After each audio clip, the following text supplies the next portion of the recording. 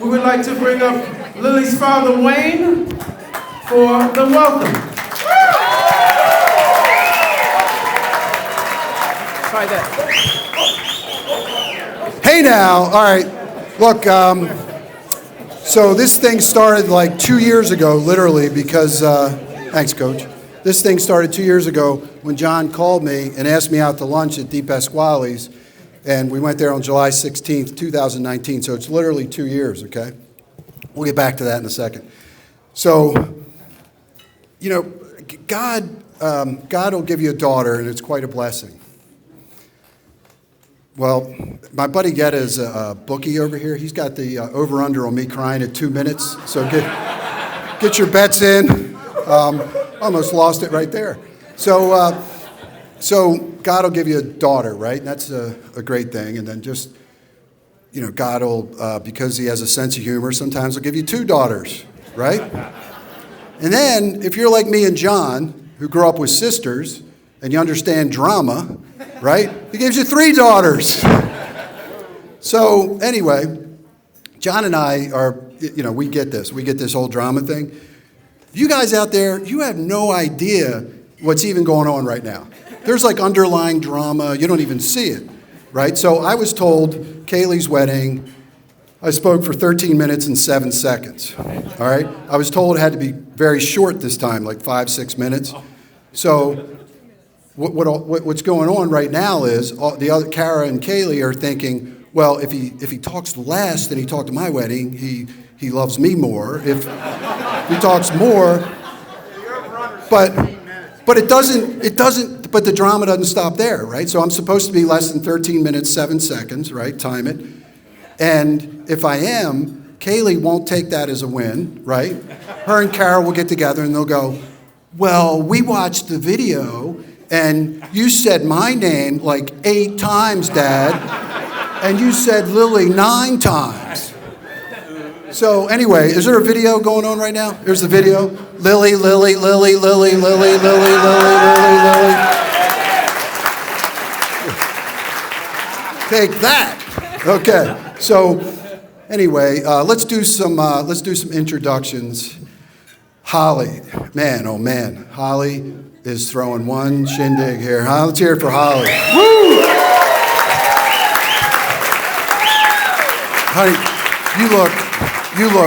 Honey, you look good like when you get up in the morning. I mean, you look great now. I mean, you look stunning. Like that's a great dress and it's like 500 dresses later. It looks good.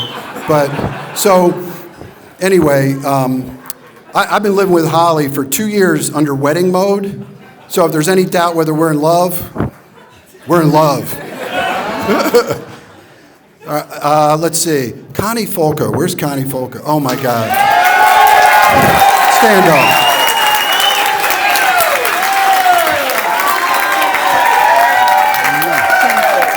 Connie Folco is, besides my wife, I'll come kiss you in a second, honey. Drama, right? So Connie Folco is one of the nicest people you'll ever meet. Oh, my God. And we've just fallen in love with her. It's no wonder, like guys, people were saying last night, there's no wonder that John is the way he is, right? I mean, he's just an incredible human being, right? Connie, you are something special. And we've met, I think, most of your family. I actually met someone, I was getting my tux. Where's JR and what's your wife's name? Yeah, and so I walk in, they're like, hey, aren't you in the party? I was like, yeah, and they're smiling. They're like, hey, how you doing? Your family is like, every person I've met is like so incredibly nice, and we just love all of you, and we're so happy to have you in our family. So Frank Folco, most guys know, Big Frank, big dog. So Frank and I were contemporaries in high school. He was a year behind me. He was at Calvert Hall when I was at Loyola. We'll get to the Loyola Calvert Hall thing later, you know what I mean? But anyway, so we never met back in high school. I mean, everybody knew who Frank Folco was. He was like the star football player, went to Wisconsin, you know, he was a star. Anyway, so after they get engaged, Frank and I go to lunch. We're having lunch, and Frank's got a place. Where do you have a place in Panama? Somewhere in South America, Central America. He's got a house down there. He told me about this house. He's like, I go camping. I go, oh, I used to go camping with the girls in tents, you know, and like Camp Waka Waka or whatever. He's like, Well, I was sleeping out in the rainforest by myself, and I'm propped up against a tree with a Bowie knife on my chest. And I was like, you slept that way? And he goes, yeah. And I go, why? And he goes, well, there's anaconda out there, and they'll kill you. And I got to kill them first. So, anyway, I can't wait to vacation with you, big dog. Of course, I'm going to be at a Hyatt like 100 miles away. You can come visit for breakfast.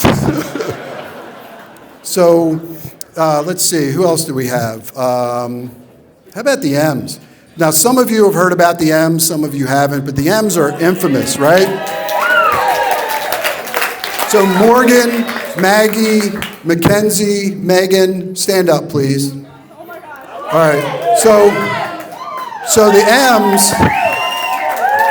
So when the girls were in high school, they would come over to our house, and one time we just realized, hey, all their names begin with M. And Lily is actually Mary Lily, right? So they're all M's. So they were nicknamed the M's. Okay, so you're going to hear a lot about the M's tonight. And the speeches you guys gave last night were just, you crushed it. It was great. Okay, Father Waters. So Father Waters is going to get up and give a toast in about whenever I'm done. And and a blessing, not a toast. I'm giving the toast, right? You're giving the blessing, right? So Father Waters, I met back in high school at Loyola. He's a Jesuit priest, met like 46 years ago, became fast friends, and he's been involved with our family in weddings and no funerals yet, thank God. Weddings and births and everything. And so Father Waters is really incredible. And I do have, I have one kind of weird request, Father. So I don't know if everybody's figured out, but probably 40% of the guys here are from Calvert Hall, and 40% are from Loyola. How did Loyola get booed? You're basically booing a priest, right? So anyway, we'll get more. We'll get into that later. So Father Waters, I would just ask that there was no turkey bowl this year, right? And you got a lot of alpha males in this room, and I'm afraid a turkey bowl could break out, right? And if that happens, let's have all the Loyola guys stand up real quick. The Dons, where are the Dons? Give me the Dons. I mean, the Dons. We got Eddie Burchell at quarterback. We got Matt Flynn at tight end. We got Matt Higgins at wide receiver. Bennett Gioioso at tight end. We got Bruce Alderman getting the water barrel. We got Dan Hudak. Who else? We got my buddy Percy Moore's here. His sons Jordan and Jaden Moore, superstars. They're on our team, right? And so anyway, Calvert Hall, they got. I mean, your best players are Frank Fulco, right? He's 60. He's had 30 operations. You got David Black. I saw him. He's limping, right? You got John Fulco, but he's going on his honeymoon. He can't play. And you got, who else you got? Oh, hey, listen to this. My father went to Calvert Hall, right? But he's 80, and he's only got like 4 plays in him. So you guys got nothing. So anyway, where's my bookie? The point spread's like 32 points Loyola's favored, right? And that's only because we're starting the M's on offense, okay? So anyway, let's, where are we going with that? Let's get to Lily. Lily is a force of nature, right? I mean, everybody knows Lily's a force of nature. There's nothing Lily doesn't get, right? And my mother-in-law, Kay, she says Lily was born the boss, and that's true. So when the girls were young, I did some things like I had ladies' night out. So every week or so, like one girl would get a night, right? And so Kaylee, she'd want to go to like the library, right? She was a bit of a nerd.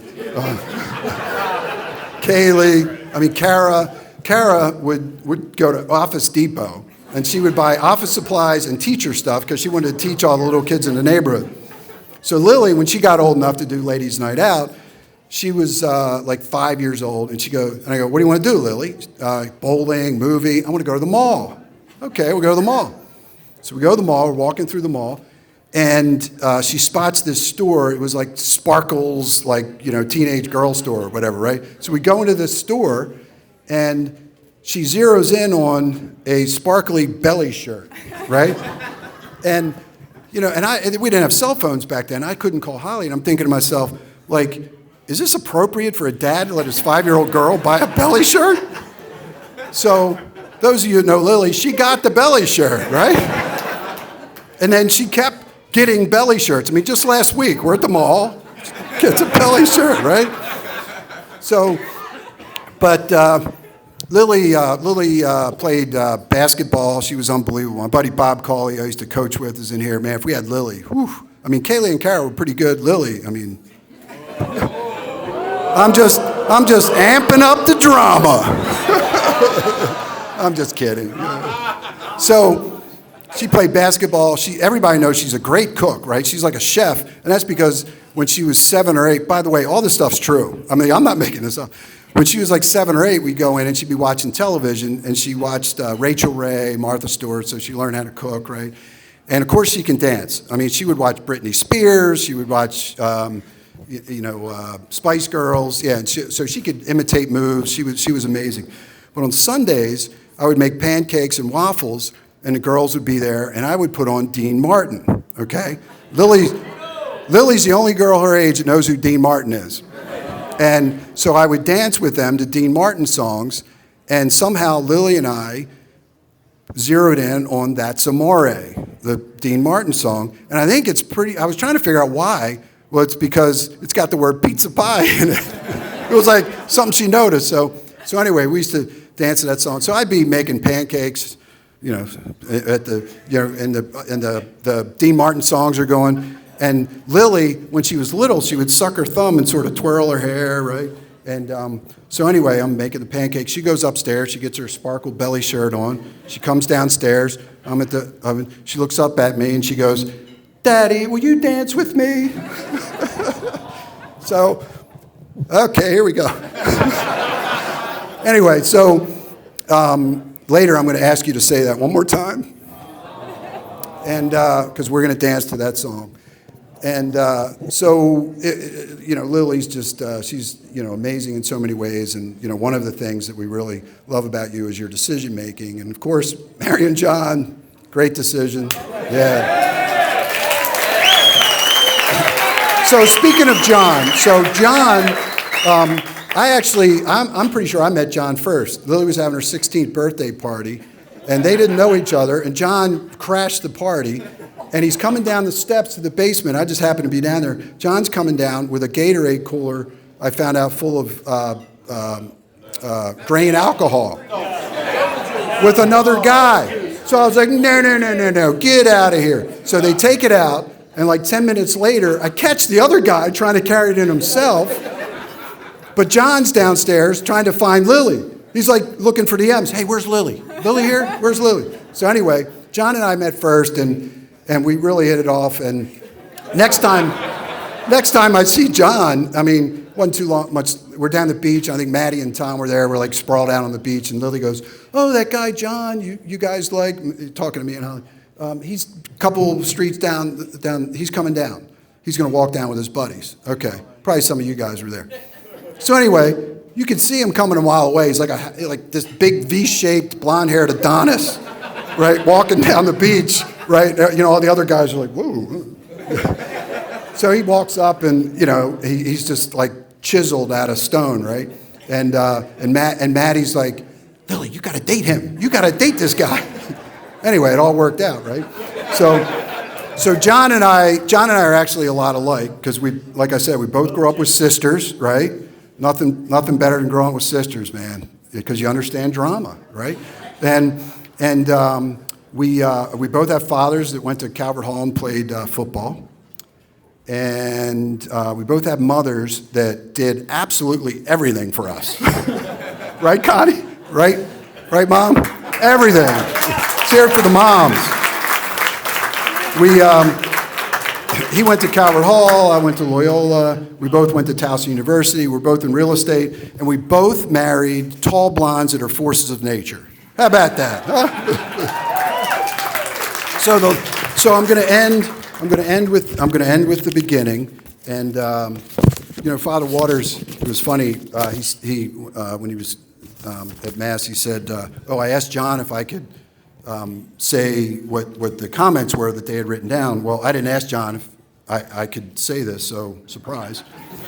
But anyway, he asked me out to Di Pasquale's to lunch, and after lunch, I was so taken with the whole event, I went out to my car and I wrote it all down. I mean, pretty much verbatim. I wanted to just memorialize what happened in that conversation. You don't even remember, do you? So this is pretty much verbatim what John said. He said, after some small talk, he's trying to pretend like I don't know why he's there, right? You can see him. It's like him walking down the beach. You can see him coming a mile away, right? So he says, I realized I would never know the best time to ask Lily to marry me, but I knew I wanted to live with her the rest of my life. More importantly, I know I couldn't live without her. Lily has made me better since the first day we met, and I would like to ask you if I can marry her. So I said, yes, absolutely yes, right? And, I said, from the first day Holly and I met you, we knew you were the one, you were always the one. And so, and as I remembered, he threw in a sweetener. He said, well, if we have boys, we'll send them to Loyola.